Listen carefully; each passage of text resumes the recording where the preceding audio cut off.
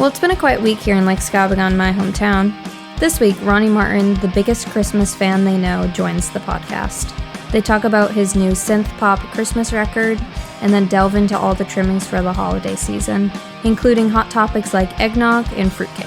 Can Pete keep him on the line long enough for Kevin to ask about certain guest appearances on one of our friends' albums? Let's find out.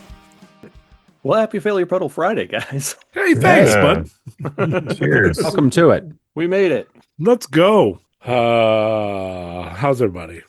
I'm doing all right. I'm a little worn out. I was the vehicle inspector today, which meant that I got to lay down in puddles.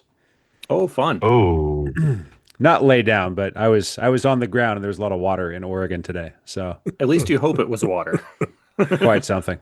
Brock, I heard on the news, I was watching the news a lot in the last 24 hours. Bad idea. Don't do that. But this Never is do that. weather related, so it wasn't as scary as most of the news.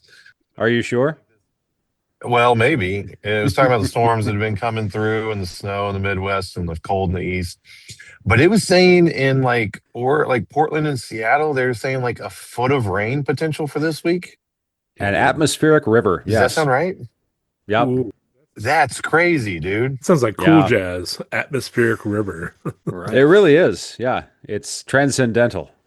That is a lot of rain. I woke up to the sound of rain this morning. Like before I was supposed to get up, my alarm was set for whatever time I was going to get up to be at work on time. And I woke up at like 2:30 and 3:30 and 5:30. And it was like, As you just do. like lots and lots of rain. Mhm. I usually sleep through, like I toss and turn, but but I kept waking up and hearing rain outside my window and thinking that's a lot of water. Wow. Well, stay dry. Yeah, so that definitely not ideal conditions for having to lie down. No. Right. To go underneath a vehicle and find out if it's working well or not. Yeah. Did you lay down on a raft? So in case you were swept to sea, you had Basically, yeah. I've got one of those creepers, it's Oh, like yeah. a little platform with the Yeah. wheels on it. And nice. that, Okay. Oh, so not the Minecraft things. No, that's a Okay. different thing. That's my kids are into that right now. Do you typically inspect vehicles, or were you filling in for somebody today? Typically, I'd be in the office talking to the important Okay. people, but it was short big straw league. today. Mm.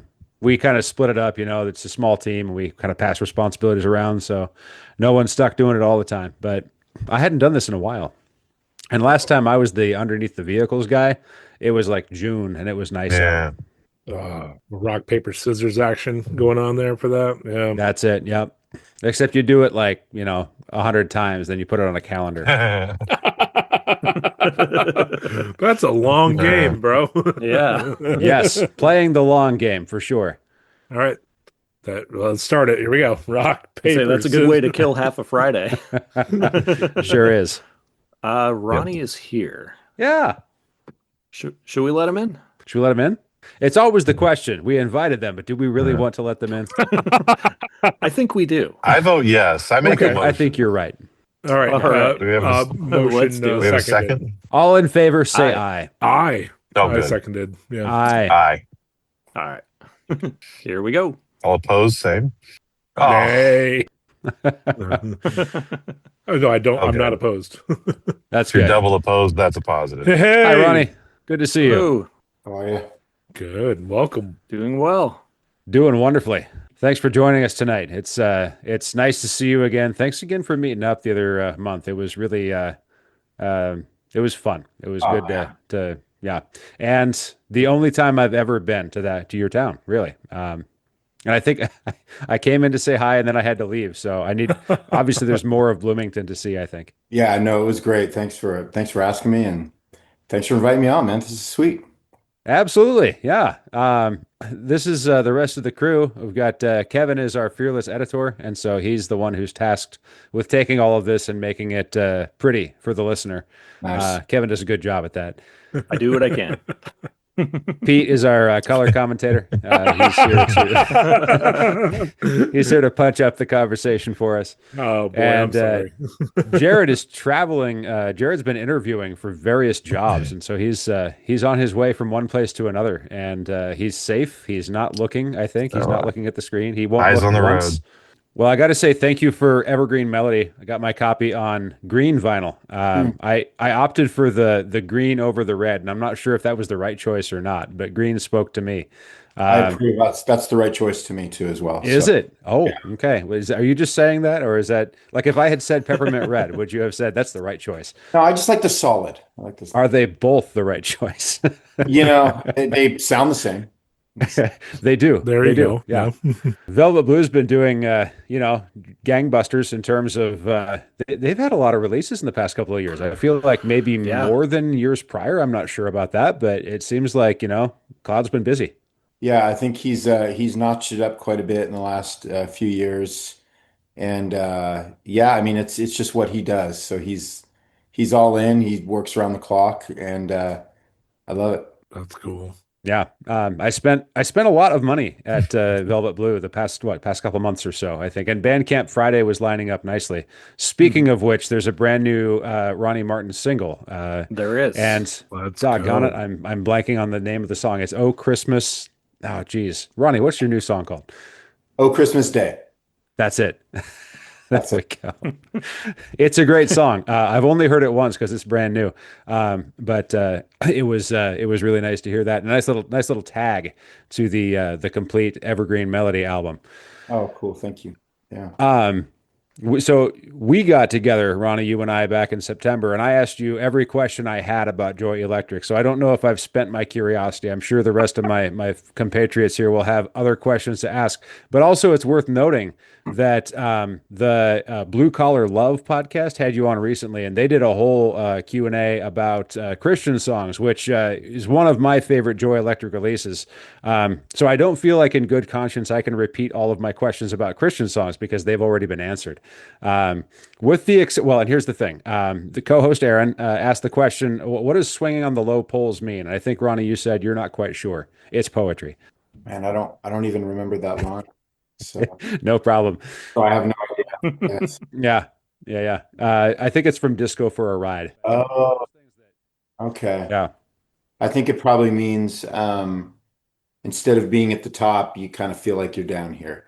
And I'm curious, it makes me think the question maybe to ask about that would be, how do you think about your poetry over the years? You've written a lot of stuff. I was looking at your discography before we got connected here, and there's a lot of records, both under your own name and under Joy Electric, as well as the others, Morellas Forest, Dance House Children, etc. When you look back over this catalog of work, does it all snap into focus for you? No, I'm not really. I think the solo records kind of have it's the solo records are what I really wished I could have done back then Mm. at that time, but I didn't.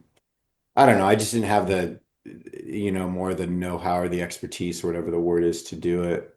So, I when I think back on that catalog, there's a lot of hit and miss for me. It's hard for me to look at it objectively. So every artist thinks, oh, everything in the past is terrible, and I don't think everything's terrible. I think some things I self-sabotage. There was a lot of self-sabotage in the Joy Electric catalog. There, sometimes it was being difficult just to be difficult and doing Mhm. things in a way that was going to make songs harder to listen to and more confusing and just for the sake of doing that. And so I'm really happy that I get to do what I'm doing now because it's helping me make penance with some of the Joy E catalog. There we go. So throwing punches earlier and smoothing it out as we go forward. You know, Yeah. The new solo records, the non-Christmas solo. I think at this point the Christmas releases outnumber the solo records, at least in the new work. Is that I right? hadn't thought about that. You're right. Got You're, three Christmas albums at this point, two on vinyl, two on cassette, but not the same two. yeah, I don't know. I don't know what the reason is for that. I stay out of all that. I just get sent these things in the mail, and I'm like, oh, like, we have a cassette. That's neat, you know. There So, are only so many rabbits to be pulled from any one hat at any one time, I think. I don't. You don't try to get into the mind. I don't try to get into the mind of Jeff Cloud, and he does not try to get into my mind either. So it's a really, in the famous words of Humphrey Bogart, it's the beginning of a beautiful friendship. Yes. It seems like a productive way to establish and keep a relationship going. It's been a great relationship. It's been one of the longest, most enduring relationships I've ever had. It's there's been some fallow years where we didn't have a lot of contact, and then we talk almost every day now. It's pretty remarkable. So, yeah, That's great. That's great. It's good to I'm stay enjoying connected. it. It is. It's so good, and it's the strength of many years together without a lot of problems. Mhm. A fairly problem-free relationship because it's been built on trust. We both just kind of want the same things, which is put out the best, weirdest, artiest music that we can together. So Yeah, that's fantastic. Yeah. To have somebody who's similar minded like that, that you can work with and just kind of, hey, just let me do my thing, like, and he's got that trust that whatever you deliver is going to be top notch. yeah, it's a great way to put it. He's been the best person out of you look back and you think of the gosh, so many people you've worked with over the years and worked with a lot of great people. And Jeff is definitely, number one. I mean, he's just the best person I've ever worked with. And that's about all. Probably the best thing I can say about him. He wants to do something that in his eyes, kind of stands the test of time and, will be something that, is high quality and has artistic value and, all those things. So it's been a joy. It's been really cool. In terms of this Christmas record that just came out, what are some of the distinguishing marks that kind of sets it apart from the other two that you've released so far? What's new about Evergreen Melody? Probably not a lot new. I think I came off of Consume Like a Moth, which was a really complicated record. And I immediately said I want to do the most simple, easy record that I can possibly do because I was very tired, but I had all these songs for Evergreen. And so I just said, all right, I'm just going to jump into it. I'm going to strip it down and make it fun and dancey. Consume and Evergreen are big nods to the back catalog, the back Joy Hmm. catalog. Consume gets into sort of the mindset that I had around the time of White Songbook. And I think Evergreen is just kind of the more, hey, my favorite band is Men Without Hats. And, I'm being facetious, but just that kind of simple, really simple, kind of kitschy kind of pop that I do when it's very like obviously supposed to be, kind of pop-tastic and Hmm. bouncy and easy to listen to and super catchy. And so I wanted to do these two contrasting records, and Consume is not really like that at all. It's probably a more difficult listen. It really tests your patience, and so yeah, that's kind of how they both kind of came together, but they sort of bounce off of each other a little bit.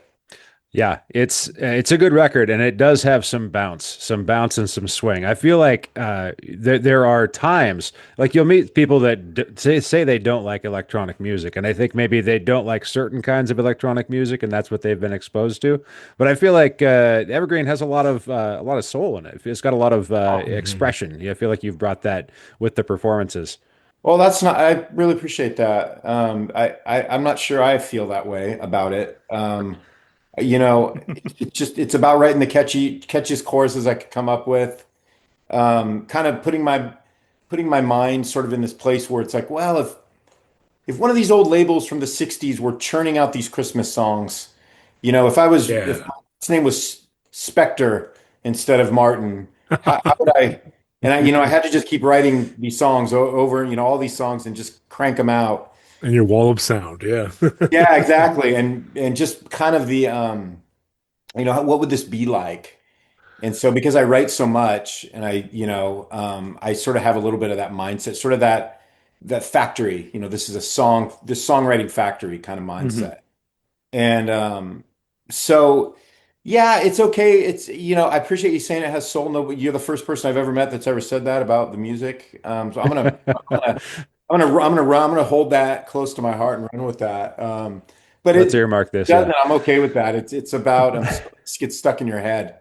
And that's always one of my big goals is like, can we write a chorus that's as catchy as the old classics? And that's why I probably put most of my work into that side of it, but for better, for worse.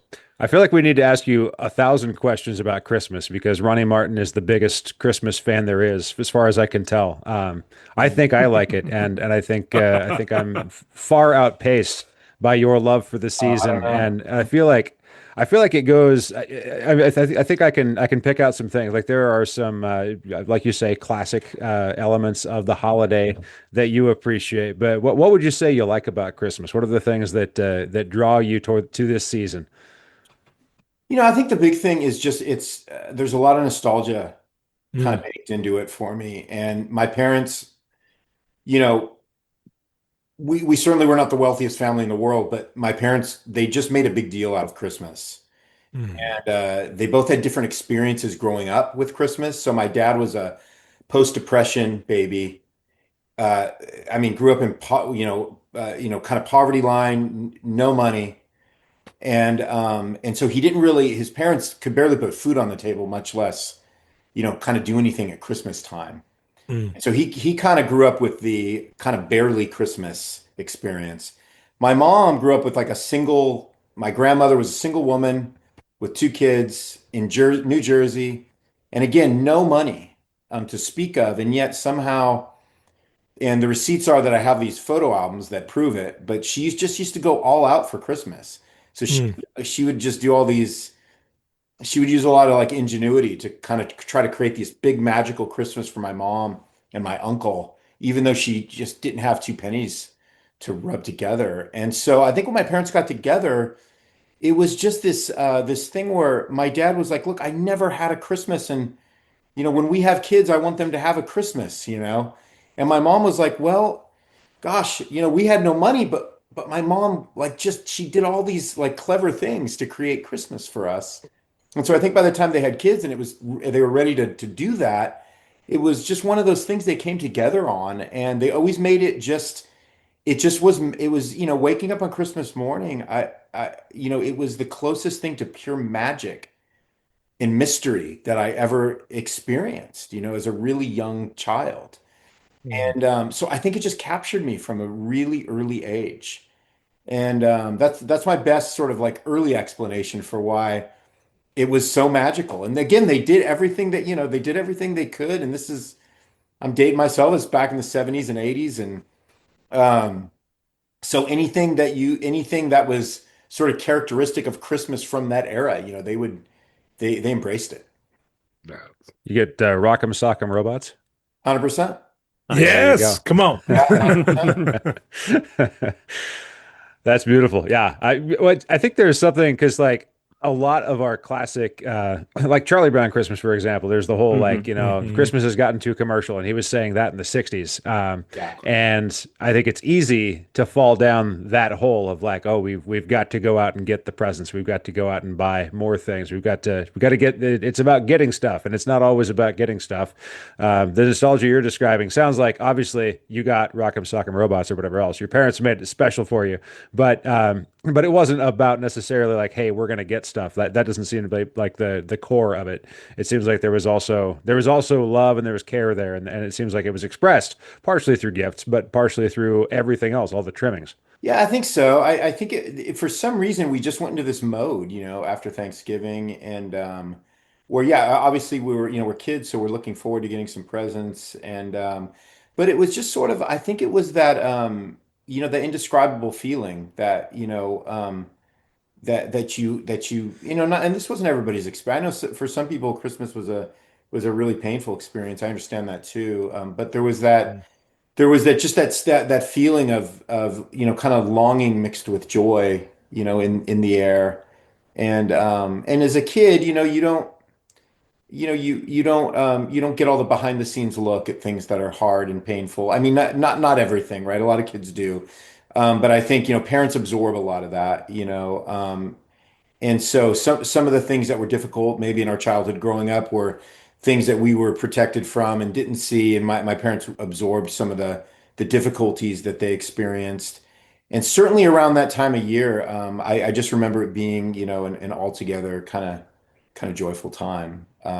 It doesn't mean we weren't living real life either. There's like anybody Sure. else, there's all kinds of things, but I probably rose color that now looking back to when I was 7 years old, and I'm just, it's just the really magical parts kind of are the things that stick out to me. And we just, sometimes we have an ability to do that, So I think when I come into Christmas now, there's just that nostalgia is it reigns very high for me. And so I don't know, I just enjoy it so much, probably too much. It doesn't seem like too much is an option. No. It seems like we need someone to carry the banner for us, at least. What's your take on Santa Claus? Real or not? Uh, Hot takes. I'll tell the kids to close their ears if they need to. no, I still believe he's real. So Yes. yeah. Yeah, I think it's something indescribable, we can't really prove anything's true. So I choose to believe that you know, I choose to believe that he's making the rounds. And I don't know how he does it, but I kind of like that I don't know how he does it. Yes. I think from a young age, I was Santa agnostic. I was definitely like I think I know the gig here, at least as I saw it. And there was always a desire for like to live into the Santa narrative, even if I wasn't convinced of it. I wanted to behave as though I thought it was real, even if I knew in my heart that I didn't necessarily believe in Santa Claus. And I'm not sure where that puts me. I'm not sure where that puts anybody else in my shoes. But I think there's a certain sense of magic, and like you say, maybe we can't explain it, and maybe that's okay. I like it. Look, let me put my cards on the table here. I believe in the virgin birth of Jesus Christ, who came to the earth 2,000 years ago. I'm a believer in that. Believing in Santa Claus, it's not that big of a stretch for me. Sure. Here we go. Yep. And I mean, there are a lot of things that you just have to take as like, well, either you believe it or you don't. There's not a lot of proof to be had. It's why they call it faith. There we go. I remember back when my son was little. I want to say maybe 5 or 6 years old. I remember he wrote a letter to Santa, and it was absolutely like so cute, but like also Magical. hysterical at the same time Yes. because it basically was Dear Santa, it's something along the lines of Dear Santa, I know you're not real, but I like the idea of Santa being real. Awesome. So I'm going to pretend that you are real. And like, so when you come to my house for Christmas, this is what I want. And like, here's, gave his list. And then, and can you bring this for my sister? Because I think she would really like it. Sweet. So it was just very, very funny. Man, that is so That's sweet. I love that. that's perfect. I love that. Yeah, and I have kids right now that are 5 and 7, and so I'm trying not to dissuade them from what they'd like to believe, but I'm trying one not to use it as like a cudgel. I don't want to hang it over their head like Santa's not going to bring you presents, even though I have said that several times this holiday season. Uh, but I think there is like a sense of childhood wonder that they have now, and that I think we all could kind of hold on to and maybe hang on to a bit. So yeah. Yeah, it's just more fun, isn't it? I think it's more fun. Hmm. And that's a decent question to ask, right? Like which is the better option? Which feels better? Yeah, gosh, it's what's the, I love, Will Ferrell in the movie Elf, of course, and Thank you. Yeah. yes, and when his his adopted father, I'm blanking out on his name, classic actor. Yeah, Con. No, Gosh. the Elf. The elf. Yeah.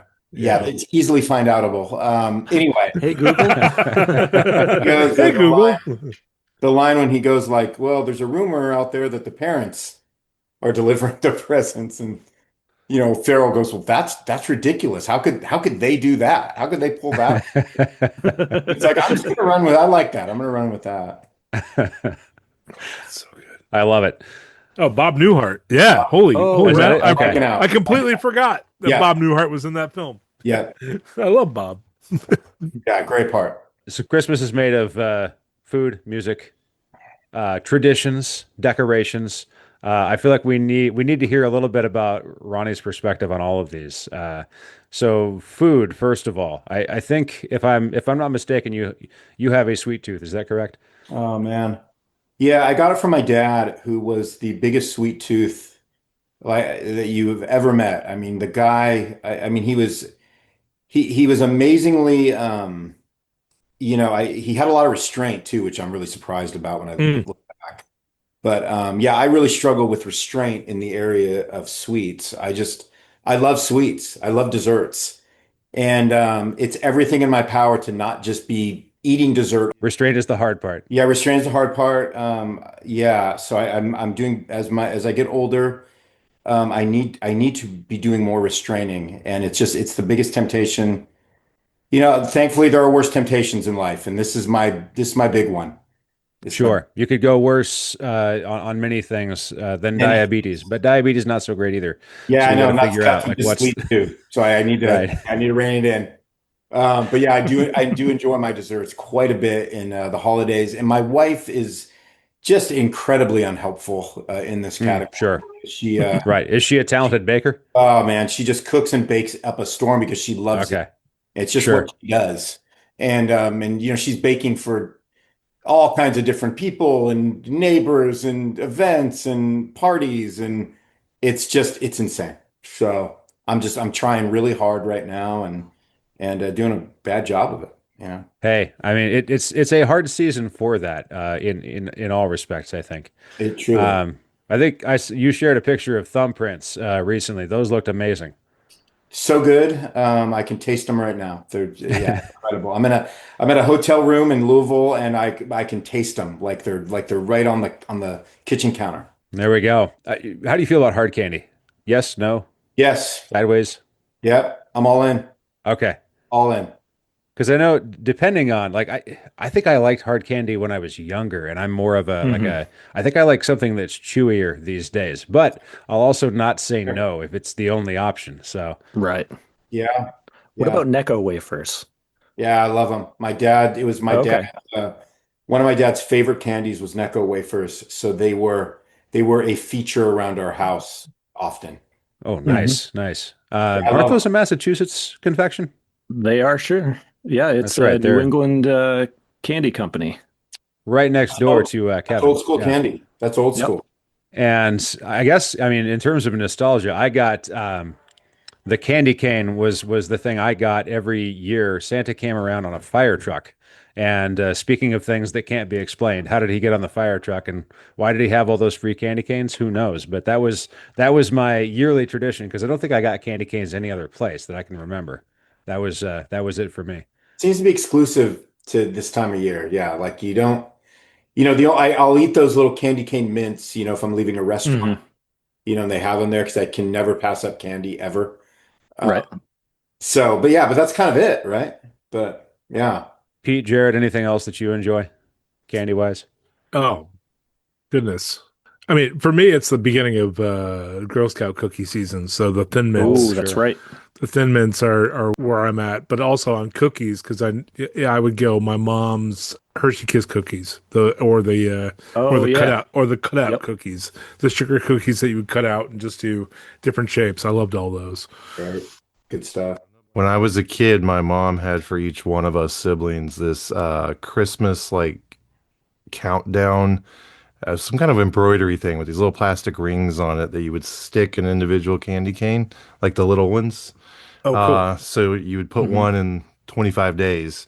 And that was our method when we were little of like Christmas is coming every morning or every day. You got to eat one candy cane. So I do have a little bit Oh, of that's cool. yeah, nostalgia for that. Just because that was a big deal when I was like 8. To have that countdown and we each had our own little thing that hung on the wall. And it was part of the Christmas decorating thing. So yeah, but I'm more like Pete. It's all the other sweets at Christmas time, all the baking Yeah. that Hmm. gets Yep. done. Yeah. My mom Hmm. makes this friendship bread stuff. That's Oh, I don't know. It's one of those like with a starter. jars you sit on the counter and you add fruits and things and Yeah, we do stir that it. too. And Yep. I don't even know how it's made. I just know at the end you get these little loaves that are delicious. And that Oh was yeah. like a for sure December Christmas time thing in my house that I like. Oh, the starter is amazing. Yeah. Hmm. I know for me, like it almost doesn't feel like it's Christmas season until I see the Hershey Kiss commercial on Right. TV where they're the bells. hmm Hmm. Yep. hmm Did any of you do like advent calendars? As you go down, Yep. my mom would do when I was in college. So I would always get advent things. Like you'd have either a gift or something small that you'd open, each day. But when I was in college, she would get it for me, my roommate. When I lived in a house, all the guys in our house. When I was like a resident director of a men's dorm, she'd do it for all my RAs. So like just that kind of countdown to Christmas, countdown to being with family. It was fun. The Advent calendars are fun, and now I do a Lego Advent calendar. Speaking of Advent, Ronnie, I've had this for over a year, so this is not for this, but I have this book. Oh man. You have Oh, the I book. do. So Advent is one of those things that I have very good intentions every year because I like Christmas, but the Christmas season busyness frustrates me. Yeah. I do not like the rushed feeling. Um, Yeah. for work, Yep, I work yep. in college athletics and academic support, so it always coincides with the end of a semester, final grades, Mm, eligibility questions, certification. It's a very busy work period. So, and then my yes. wife has always been in volleyball, so like that's when the college volleyball season ends, and so she's busy, I'm busy. It's always rushing, rushing, rushing, and it's like skidding into that last week when the university closes. Mm, And I hate that aspect around Christmas. I don't like feeling rushed. And so Advent, like I've tried different things, but I bought your book, I think last year. mm, It's like I need something that I can like do daily, something different, and came mm. across your book. So I want to say thank you Oh, thank you. for writing that book. But curious, I know obviously you like Christmas. What inspired an Advent book for you as a choice? Well, I always wanted to write one. For years, I buy a new one almost Mhm. every year. I never get through Yeah. it. So that's my Hmm. story too. Um, but I just I love Advent books. I love just once a day being able to open it, just read something and kind of get recentered a Hmm. little bit. And hmm so I just always dreamed of writing one, and then opportunity kind of it just was presented, and I was super excited and super happy, and yeah, I was able to do it. And I got the Nathan Schrader, the guy who does all my album sleeves. He actually did all the art for Nice. that as Yeah. well, and so again, just another person I've been working with for a long time, and to get him involved in multiple things was it's just super fun. And yeah, I was just really excited to do that. I hope I get to do another one someday as well. So that's yeah, I love talking about Christmas. I love writing about Christmas. It just gives me a lot of joy. I don't know why. It's sort of this unending I think just love and there's a hopefulness and just so I'm it's kind of an endless fountain inside of me for some reason. I don't know why. It's hard to articulate, but any chance I get to talk about it, write about it, sing about it, think about it, I just kind of go for it, and it makes me it makes me really silly in a lot of people's eyes, but That's you know, awesome. yeah. Yeah. So.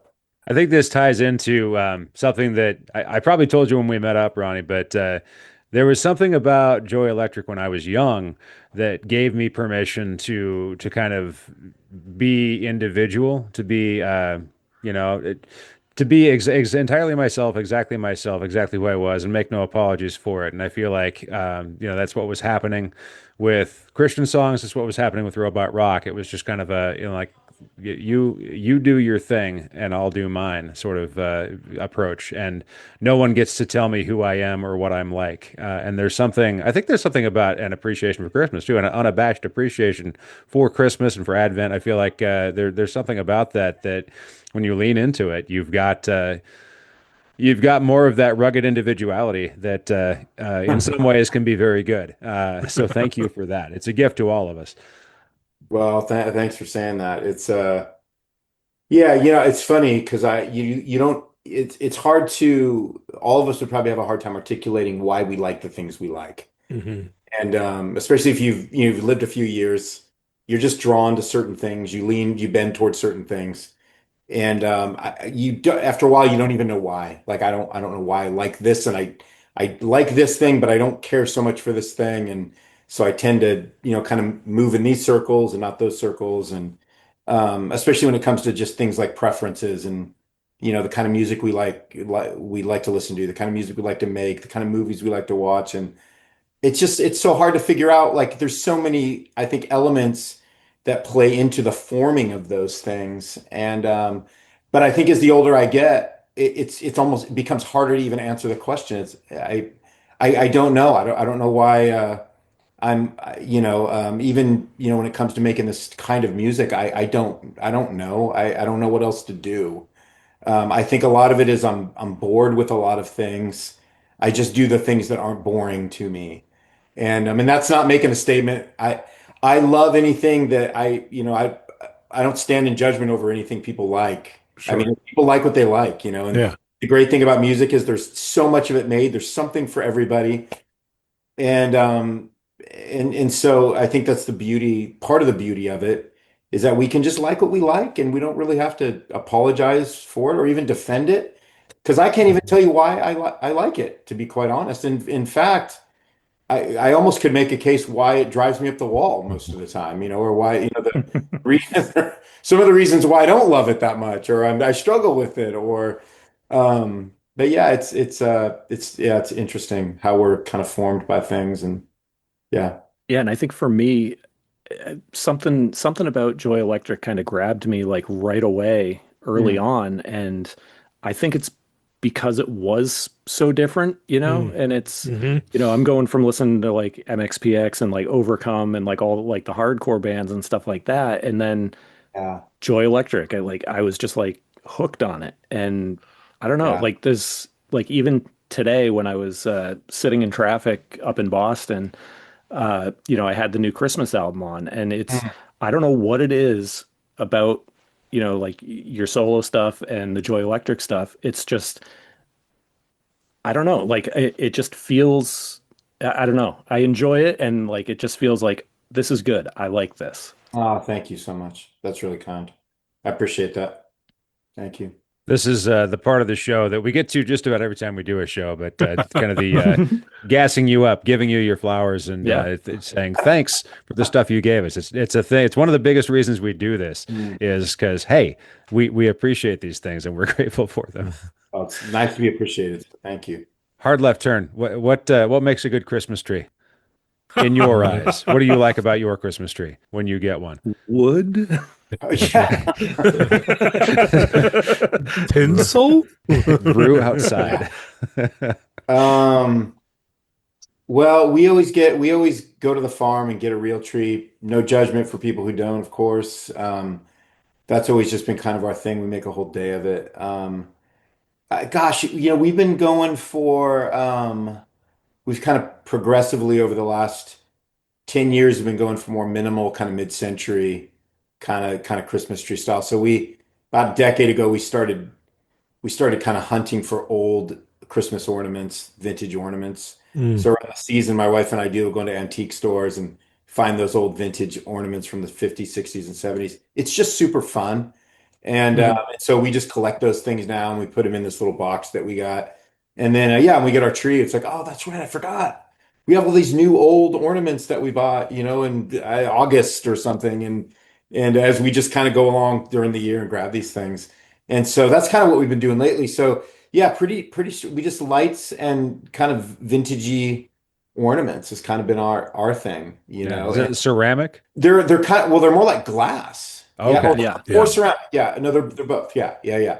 And so lights, ornaments, and we kind of go for a kind of do a smaller tree now than we did back in the day. So we go for more like I forget the name, the probably the noble fir, which is a little more Mhm. layered, and Yeah, so it's fun. We enjoy it. The past couple of years, we've been going to a tree farm to get kind of your classic, the U cut. So bringing a nice like saw and cutting down the one that looks best, kind of making a collective family decision. This year, we got a permit from the National Forest, and we just drove into the woods. And it sounds really romantic. But the one that we found, when you see pictures of it, you're like, that's a pretty scraggly tree. It's pretty thin.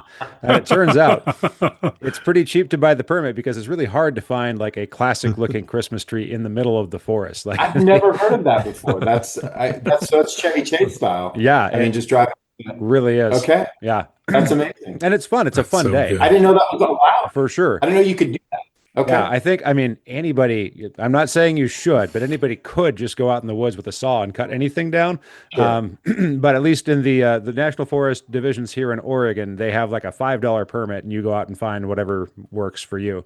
But it can't be near a road and it can't be next to a stream and there's all these different stipulations. I would imagine.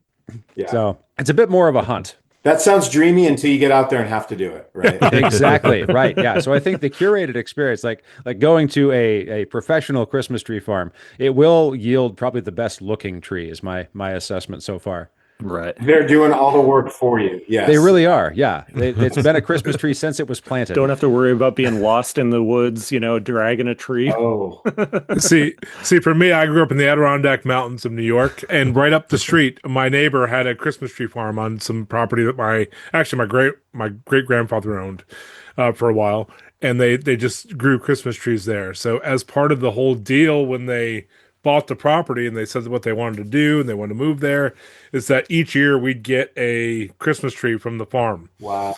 So it was very cool to go up and just see all these Christmas trees growing throughout the year, and we could have our pick of whichever we wanted. So Yeah. that was a cool memory for me with the Christmas tree was getting it from right up the street at K and K, Lazy K I Christmas tree. love that. I know. I love that. Every time I'm at a Christmas tree farm, I always just think I miss my calling. Like I always just think I should own one of these. Like this is what I should be doing because I just love that. I love the Yep. way it feels. I love how they always have the little cabin, all the Mhm. stuff you can get, and then I don't know. Yes. Everybody's always maybe it's because everybody's just like in the best mood.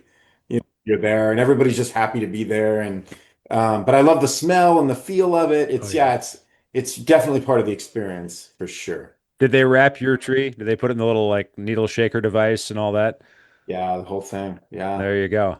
the whole Mine deal. we were right down the street, so I didn't get that. But they did have it. I once lived on a I rented a house in the middle of a Christmas tree farm, like when I was in college. But yeah, Really? my brother Oh and I, wow. Really? uh, Huh. it was in Panhandle, Florida, of all places. This guy owned a Christmas tree farm, and he had a little brick house that was on the property. And it was my brother and I lived in a dorm my first year in college. Then we rented a house off this guy. He and I and another dude for it was a long time ago. It was $150 a month, split three ways. And Amazing. I never had a key to that house. Wow. I think my brother had one, but the other two of us who lived there didn't, so we never locked the door. We're just in the middle of the trees off a dirt road. And that is sweet. Yeah, it was good. So we do have a voicemail. I don't know if now would be Oh a good yeah, time to listen to it. absolutely. All It was right. pertinent to our guest, correct? Yeah, I believe it Or is. pertinent to our topic at least. Yeah. Topic wise, yes. All right. Hold on one second. Hey, Squid, this is Mr. Kyle calling. Just had a random question for you that may or may not pertain to an episode. Is there a Christmas album or Christmas albums that you guys feel like you have to listen to during the Christmas season or especially on Christmas? My three would be Charlie Brown Christmas, Bing Crosby's Christmas, Merry Christmas, and also Ray Charles's Spirit of Christmas. Looking forward to hearing what you guys say. Those are good picks, Mr. Kyle. They are. That's interesting. Good question. Yeah. It's one of the ones that I was going to ask Ronnie. So I don't want to put you on the spot, but you may know. Yeah. So it's for me, it's Carpenter's A Christmas Portrait. To me, that is maybe the best Christmas album ever made. It's just it's just majestic. It's orchestrated. It's just they were unbelievable musicians. Yeah. Uh, the Christmas song by Nat King Hmm. Cole, not just the song, but the album. Um, I'm trying to think. Gosh, I do love Merry Christmas by Johnny Mathis, which is this one that has him, kind of on a ski slope on the front. It's just beautiful. And then I love Andy Williams Hmm. the Andy Williams Christmas album. I mean, that voice was created by God for Christmas. Hmm. And Specifically for that time. Yeah. specifically, and I like, so I just did an interview recently where I had to list off 10 of them. I can't remember all. Yeah, that's boring anyway. But I really do love the old crooners. That's minus the Carpenters, which, to be honest, she kind of has sort of a crooner She voice does. herself. Magical. Karen really Yeah. does. Very, very low voice Hmm. too, as a female vocalist. But yeah, I just don't think they've ever really improved on, when you talk about Sinatra and Dean Martin and Andy Williams and Perry Como, and they just, to me, that's it. It just doesn't need to be redone after. And I do like some modern. I think some modern artists have done. I'd be hypocritical if I said there hasn't been some modern renditions that I think are really good as well. There's something about that era, kind of it's like the pre-rock era almost. It seems like Christmas is in itself almost pre-rock. And not that there haven't been some good, like I was listening to a podcast today about, was it the Family Force 5 Christmas album? And Oh, that was right. like, that's quite the thing. Like I don't think I ever would have been interested just knowing that they had one, but hearing clips, I'm like, oh, that's fascinating. Hmm. Hmm. But in general, I feel like it does tend to be like kind of the jazz era almost. It's like that's the thing that we're looking for maybe out of our Christmas music, and so it's hard for a rock Christmas album to deliver on that specifically, even if there are some really good rock Christmas options that came out later. It seems like jazz. Yeah, I'm not a jazz guy, and yet I love all jazzy Christmas. I think Hmm. that's how I like jazz. It's through Christmas music. And actually, Christmas music has caused me to sort of dive into more like some pop jazz stuff that I actually kind of enjoy because it's very soothing and relaxing. Um, I think in the old days, I always thought of jazz as being this really frenzied, maniacal, improvisational kind of noise. Like hard bop, yeah. Yeah, yeah, yeah. And again, at the risk of being hypocritical, it drove me a little crazy. And but yeah, like yeah, Christmas jazz standards. It was really the big band era. Yeah. They were doing these songs and that. Tony Bennett with all the big band stuff. But then they'd always have these sort of jazz. Some of the tracks would be kind of jazzy, Hmm. and I just don't know if anything else is needed. Hmm. For Christmas. Hmm. Give me orchestral, classical, or give me jazz, and can we just do that? If I knew how to do that kind of music, I would just do it that way. I just don't know how. Sure. You need a big band and one microphone in the other corner of the room, I think. Oh, so And, good. and somebody who can sing those things, right? So That's right. That's right. it does matter as well. Yeah. Tagging off of nostalgia, we had two Christmas 8 tracks in my house, and one of them was is it Ferrante and Teicher or Teicher, the dueling pianist guys. They had like a million albums that you'll find in like Goodwill thrift stores these days. Just like old themes from movies from the '60s and whatnot. It was music for kind of a previous generation, but their Christmas record was instrumental, and it kind of had like it's not jazz era music, but it's kind of got a throwback sort of like vintage sound to my ear that sticks with me. So I don't have an 8 track player at this point, but I found a copy on 8 track because I felt like I had to have it. So yeah, We Wish You a Merry Christmas by Ferrante and Teicher.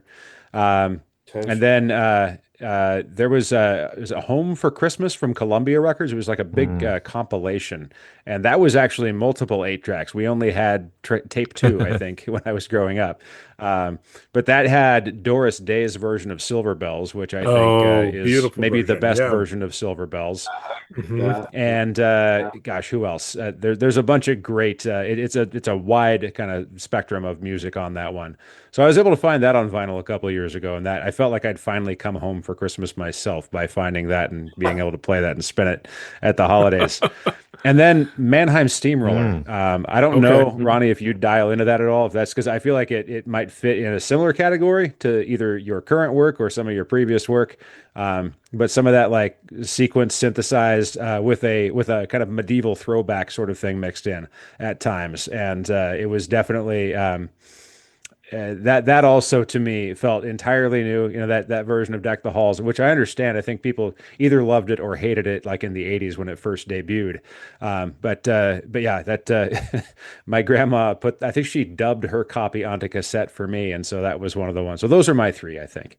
That's sweet. Yeah, that's sweet. I think for me, I love, so I got this at a yard sale, and we bring it out every Christmas. Is the Robert Goulet Christmas album? Oh yeah. Yeah, the Christmas I spent with you. I mean, it all started as an SNL joke, but I love Robert Goulet, so just it's something that I spend every Christmas. But I'm with you. The crooners were and like Vince Guaraldi, that kind of Christmas. The Elvis Christmas album was one we spun in my household quite a bit.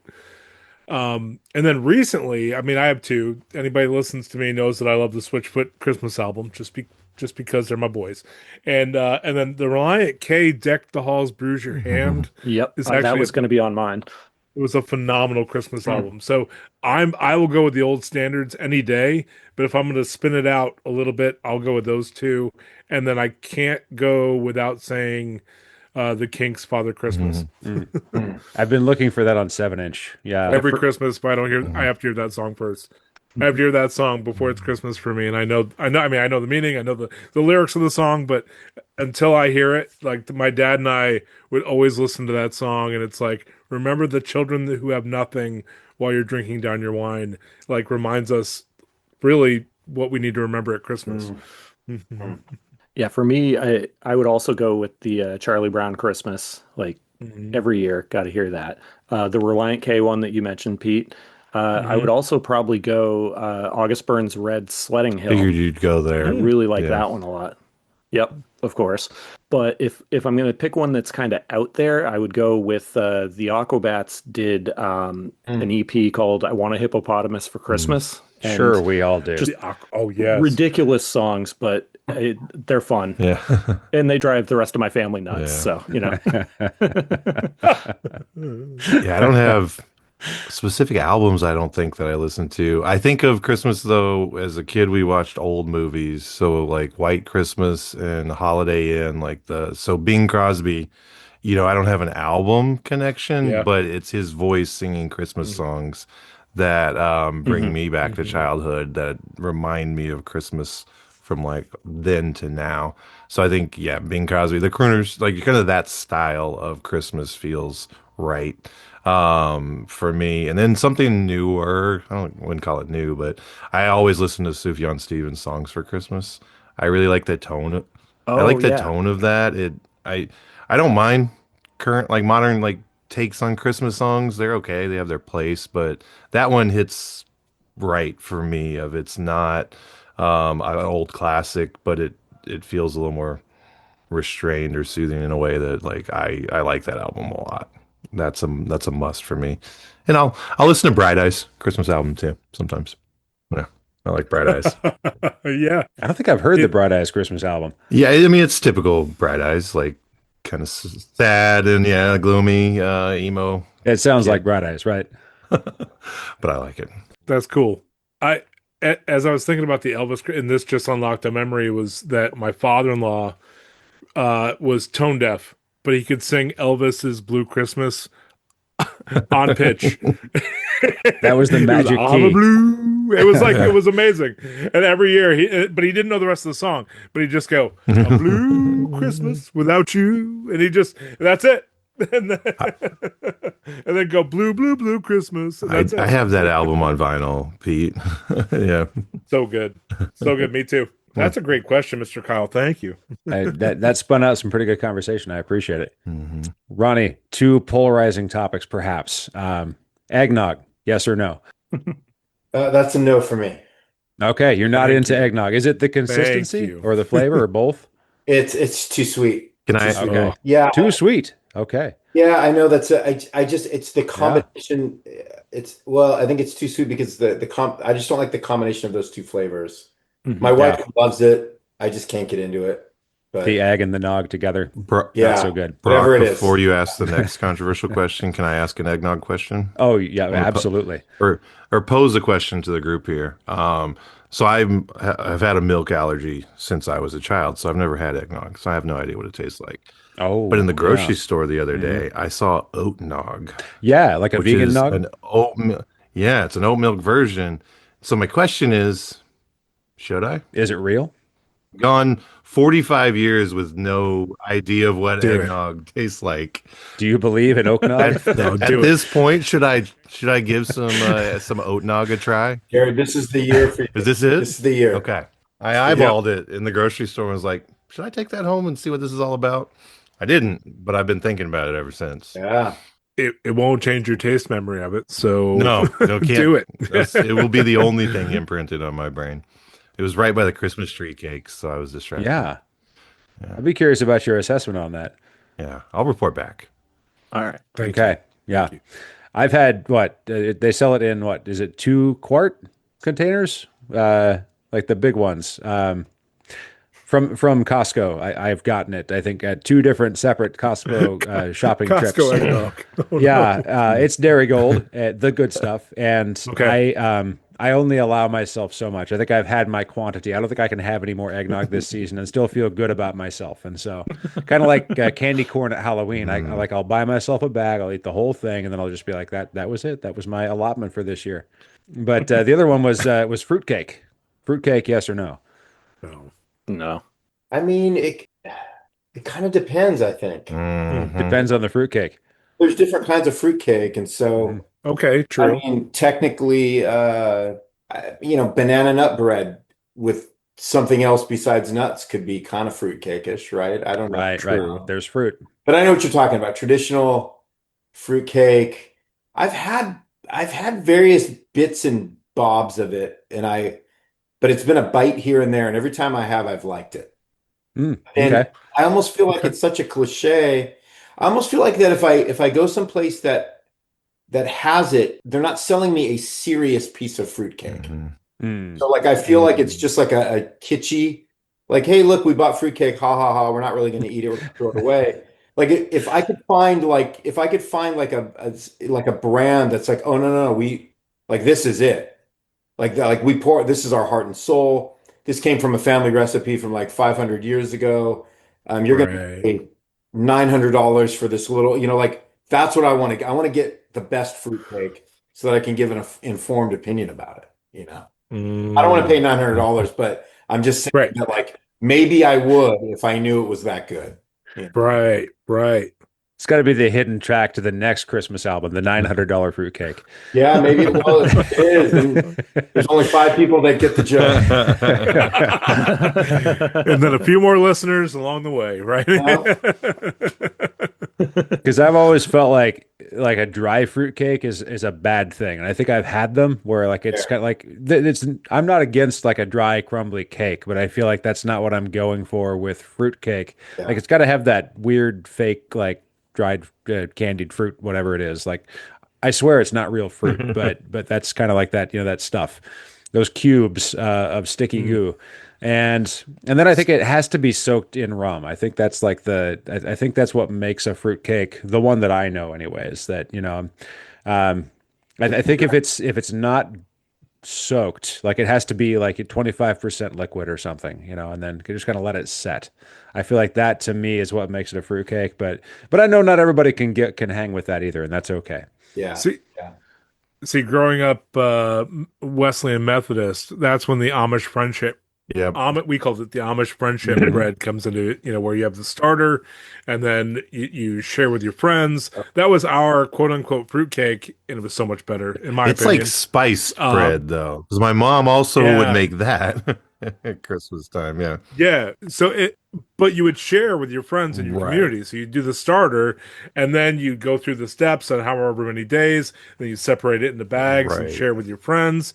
And then you bring it to, or just make more breads, and then you bring it to your gatherings, and that's a staple of my Christmas every year. Because It's you're on the supposed to friendship give some of the starter so that people can keep making it right, and give so it to they can somebody else. start. Right. Yeah. My mom would Yeah, make that too. right. So that was our version of Mm. fruitcake because in Wesleyan Methodist we couldn't have the rum. Sorry. Right.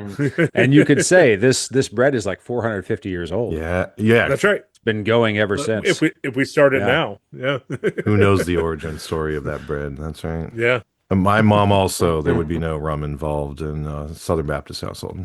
that's right. But it is delicious. I agree with you. Kevin, you've been Yes. silent on the fruitcake question. I am not a fruitcake fan, so Not into it. no. Good to know. I won't Just a send one. flat no, Okay, not thanks. there's any options that are good. It's just all the way, No categorically. explanation. Not No. into it. I love that for you. Yeah. I like what I like, and fruitcakes are not not what I like. There it is. There it is. Ronnie, anything else for you that makes Christmas what it is? Anything that's like kind of an essential that we haven't already covered? Gosh, it sounds like you covered all the bases. Yeah, there's probably other details, but I think those are the main things. Sounds good. Well, where can people find your record if they want to hear Christmas Melody with an IE? Probably best place to go is the label. Go to velvetbluemusic.com and I think you'll get clued into all the physical formats, digital formats, and all that good stuff. So yeah. Oh, delete. Evergreen Melody. Now you can leave that in, Kevin, but I did misstate the title. It's Evergreen Melody with an IE. Okay. I didn't even catch it. He'd Very good. apologize. I don't I'm even know. sorry I that don't even Brock know. was. Someone will tell me about it. That's Someone on the internet will know. No, they will. They will. Try it again. Close. It was close enough. It was close enough. Are you working on another non-Christmas LP as well? Did I remember that you've got another thing in the works? Yeah, I'm probably about 65% done with that. And so that's coming along. Hoping to have that wrapped like in February and do like a early, probably late spring release with that. So yeah, that's getting really close. Getting really close. So Excellent. Is because the studio that you record your records in is called the Holly House. Is that a Christmas reference, or is it just kind of more generally you like holly in general? I just like those two words together. Yeah, but it was also Christmassy, so it works. Yeah. Sure, yeah. Now, there have been a couple iterations, right? Did you move the Holly House, or did you have to rebuild it? So, well, yeah, we relocated to Bloomington, Indiana a year ago. And so, yeah, built an entirely new studio almost from the ground up. So it was, yeah, new place. Very good. Forgive me. Did you do any of the Joy Electric stuff in a Holly house? Well, yeah, it was just a different studio at the time, Okay, years ago. Yeah, I had a couple different iterations of it. sweet. But it was always, I would always record, I always had my own home studio where I did all the basic, kind of writing and tracking. And then we'd always move to sort of like a bigger, better facility to kind of mix it and, finish it up. So, and it's not altogether different now. I just Mm, record, and then send it off someplace for mixing. And I don't do any of that stuff. So, okay. Sure. yeah. Now, no, this is a very side tangent. I realized that Yeah. I found this magazine. Were you familiar with the Interlink group way back in the day? They would bring CDs and music to youth groups. Yeah, it sounds very familiar, but I can't place it. Sure. No, But I think I know what you're talking about. Yeah, yeah, so they would take like a bunch of Christian music and put it in a box and send it to a youth group, and their goal was to get like the rock and different other stuff and the electronic yeah, and different stuff like that into youth groups so that the secular music, if you like this, then you should listen to this. right. Well, I found in my possession an Interlink magazine from way back in winter of 2000. Very fitting. Wow. And in the middle, they do this comparison chart. Oh, yeah. So youth leaders only comparison chart. And we like to ask with our guests if they're in the magazine. We like to ask our guests if you like this band, which band are you compared to? So for Joy Electric, who do you think in the winter of 2000 you were How many compared to? bands are there, Pete? How many comparisons? One. One band. There's Just one one. band. Okay. Oh, only one. Oh gosh. Because usually we get a couple of choices, Yeah, right? usually there's a few. So like, I mean, but except for what was the band? Except for I forgot who it was. That was if you like this band, listen to this band. It was the same That's right. person. Oh, was it Rebecca St. James? Something like that. Yeah, I think it was like Rebecca St. James or something like that. Yeah. Yeah, There's only one. but it's very interesting. It's very arbitrary. Some of them we don't agree with. Some of them we do. So if you get it wrong, it's not a big issue. But I think you'd be interested to hear, kind of what compared to. Well, if it was 2000, I'm gonna go out on a limb. Okay. I'm gonna say Joy Electric recommended if you like Ace of Base. Ooh, interesting. That is not the band. Okay. But let's also remember that sometimes Christian music is 10 years behind its time. So Can we I guess? mean, yeah, go ahead. Maybe Pet Shop Boys. That's a great, that'd be a fun one. It's going to be oversimplified, right? Just somebody that makes electronic music. In 2000. Right. Like they have a keyboard, and so this is the analog, yeah, Yeah. so to speak. So this might help. It's under the Ooh. dance and techno category of this magazine. Who would that have been in 2000? Like, because earlier in the 90s, there would have been like dance and techno that doesn't sound like Joy Electric, Right. but they would have made the comparison. Was it Kraftwerk? No, Okay. Almost like, was it like somebody like Daft Punk? that'd be a great one if it was a more recent, but no, it was not Daft Punk. Who would it have been in 2000? Yeah, I'm stumped. What do we got? We have New Order. New Oh. Order. Oh, Interesting. okay. There you go. Obvious choice. I just didn't think they'd be clever enough to. Yeah, Didn't think they'd be Right. cool enough to know Right. about New Order. Right. Yeah. exactly. Right. And sometimes Interlink magazine surprises us all. Incredible. But I did not want to take that opportunity when our guest is actually in this magazine to ask that question. So thank you. Oh, thank you. Thanks for reminding me about Interleague magazine. I would have never run across my mind again. Before we started this podcast, I completely forgot about it. So until I found it in a box. Didn't we find out that they're still active? They are. Yeah, Yeah, we're we still looked going. it up somehow, Right. some way. And Powering along. Yeah. Slimmer pickings these days, probably. Am I remembering correctly that you actually did some keyboard with Squad 50? Is that correct? Yeah, on their for the We have to ask because we're technically a Squad 50 podcast, apparently. I don't know. you are okay. Somehow. Hi, Jeff and John.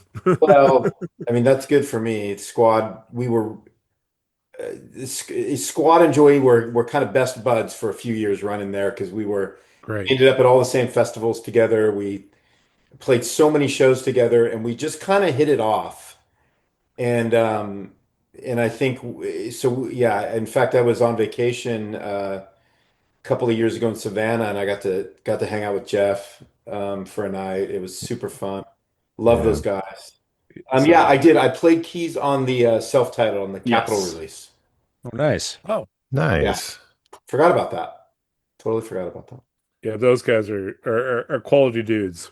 Yeah, I love them. Love them. Miss them too. Miss them a lot. Yeah. Mhm. And in tangents and connections, it would also be important to note that Ronnie was the producer of the very first Echoing Green record. And did you work with them on that most recent single? Is that right? Yeah, a little Okay. bit. Because Oh, cool. Echoing Green just released just one song, but it's a really good one. And no doubt because of Ronnie's involvement, even though No. good crew out there, Joey and Chrissy are great.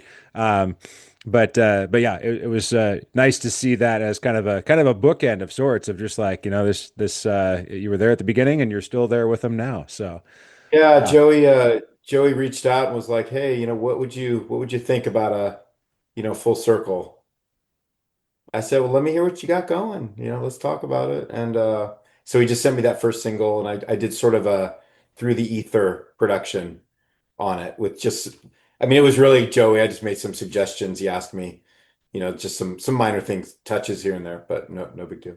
I love his writing, and he's got a very like signature sound, which really does it for me. So, anybody else that is into that, I'd recommend they check out the new single if they haven't heard it yet. So, Yeah. yeah.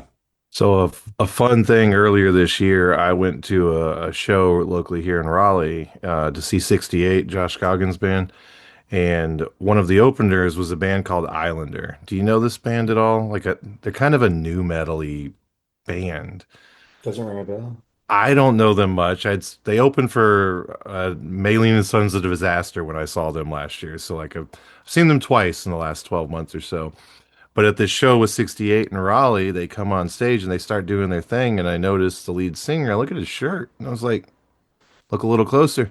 He's wearing a Joy Electric shirt. And it was like an original Joy Electric shirt from I recognized the shirt too. So I wondered if you had any idea about that band at all. Does not sound very much like Joy Electric. It's a highly produced new metal band, their recordings, but I thought that was pretty cool. They're from South Carolina, been around a little bit, but I thought that was cool. Doesn't ring a bell. That's very cool. Yeah. But unfortunately, yeah. Oh man. I love stuff like that. Has there been any thought about doing another Brothers Martin record? We have never had that conversation. Oh, interesting. Yeah, that was an album that when it was first announced kind of caught me off guard. I was like, whoa. And just I loved the way that kind of the styles kind of blended between the Starflyer side and the Joy Electric side, and just the way it worked together was fantastic. Thanks so much. Yeah, I think we were happy with how it turned out, and it's funny. You're jogging my memory right now. Yeah, I mean, the record came out, and we just kind of went back to our other projects, and we've literally never had another conversation about how did it end. And the label did not. Maybe it was because the label never approached us about a follow-up. I'm trying to think back. That was a long time ago now, but that probably had a lot to do with it, is that they didn't come back with saying, hey, let's do another one. So. Yeah, that Brothers Martin record used to be on your wall, Kevin. And yes, at one point I said, hey, Kevin, how about that record? You want to trade? You want to sell? And now it's in my collection. So, yep. Oh, nice. A little bit of inter-podcast trading here. That's how it works. All right. Well, thank you, Ronnie, for spending some time with us. Really appreciate it. Thanks, guys. Best wishes to you and the upcoming record. I hope you really enjoy your Christmas this year. Thank you for making our Christmas better. Thanks for helping us hone our Christmas taste. The pleasure's mine. Thanks so much. Yeah. And stay in touch. Let us know if you want to come on and talk about the new record when it drops. We'd be happy to give it some promotion. But we really appreciate you. Really grateful for you. Thanks, fellas. Have a great Christmas. Thanks. You too. You too. Thanks, Ronnie. Thank you. Thanks. Nice Come back anytime. All right. And that's the news from Lake Scabagon, where all the Christmas trees are strong, all the Christmas confections are good looking, and all of Ronnie Martin's albums are above average. Merry Christmas, Pickle Soldiers. Onward. A perfect Christmas podcast. Nailed it. To you and all your, how's it go?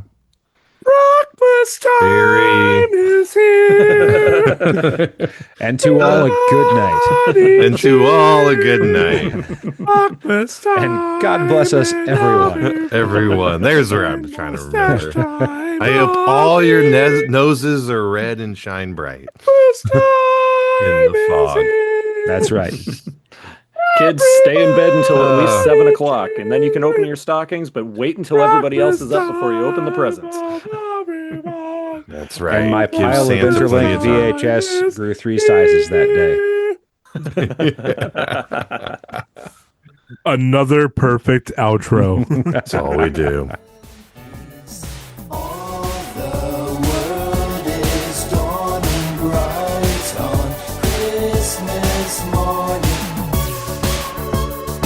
Thanks, guys. That was cool. Yeah, that was very fun. cool. Yeah, He's a very cool dude. he is. And very easy to talk to. I feel like he's game for just about anything. Well, and time out. Sorry I derailed that, but I heard you starting to wrap it up, and I'm like, I have more questions.